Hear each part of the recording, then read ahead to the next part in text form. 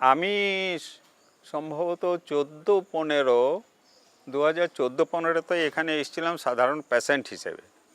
আমার কর্মস্থল ছিল মানভূম দৃষ্টি প্রতিবন্ধী শিক্ষায়তন, বঙ্গাবাড়ি, ভিনগর, পুরুলিয়া। আমি ওখান থেকে অবসর গ্রহণ করি 2012 31 মার্চ। কর্মরত অবস্থাতেই আমার ভিশনের প্রবলেম হয়ে যায়। আমি এখানে এই পাড়া লোকেশ্বরানন্দ আই ফাউন্ডেশনে আসি এবং আমার চোখ পরীক্ষা করে ডাক্তারবাবুরা দেখেন যে আমার ক্যাটারাক্ট হয়েছে, ছানি পড়ে গেছে, দুটোতেই পড়ে গেছে। তখন আমি সাধারণ পেশেন্ট হিসেবে এখানে আসি। একটা চোখ প্রথমত অপারেশন করি, ডান চোখটা। তখনই আমার সাথে কোনো কারণেই জগন্নাথ বাবুর একটু পরিচয়টা হয়।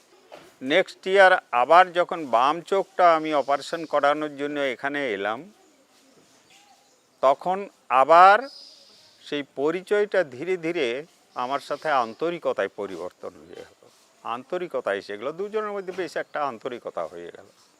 আমি ওনাকে বললাম যে স্যার, এখান থেকে আমাদের ওই প্রত্যন্ত গ্রামে আমার বাড়ি, বললাম যে ওখানে যদি আমাদের আই ক্যাম্প করা হয় তাহলে দুস্থ ফ্যামিলি থেকে যে সমস্ত ব্যক্তিরা ক্ষীণ দৃষ্টি, মানে হয়তো চলাফেরাতে অসুবিধা হচ্ছে, লোক চিনতে অসুবিধে হচ্ছে, তাদের কাজে কর্মে অসুবিধে হচ্ছে, এইগুলো থেকে তারা তাহলে রেহাই পেত।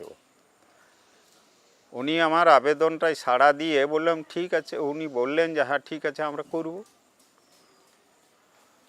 দিয়ে আমাদের ওখানে প্রায় বেশ কয়েকটা ক্যাম্প উনি করেছেন। উদাহরণস্বরূপ বলতে পারে চাটুমাদারে দুটো হয়েছে, চাটুমাদার হাই স্কুলে একটা হয়েছে, হিজুলিতে হয়েছে, করণডিতে হয়েছে, অনেকগুলো ক্যাম্প করে।